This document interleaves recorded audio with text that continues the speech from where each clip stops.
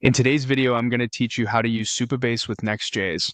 We'll go from a fresh Supabase project to querying data in a Next.Js page step by step. First, head to the Supabase dashboard and create a new project.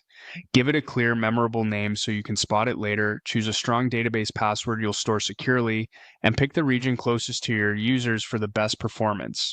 Create the project and wait for provisioning to finish. That may take a minute. When your project opens, go to the SQL editor. Use the Run button or the keyboard shortcut to execute the script in the editor.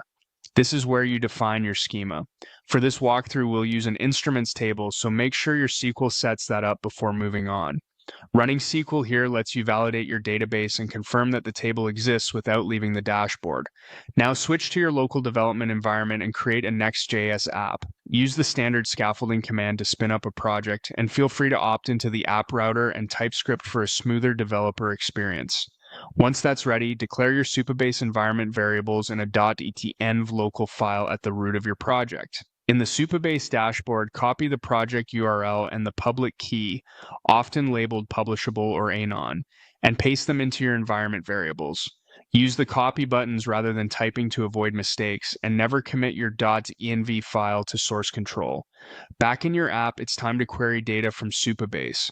Create a new file at api-instruments-page.sas. Inside, build a server component that initializes a Supabase client using your environment variables and selects all rows from the instruments table.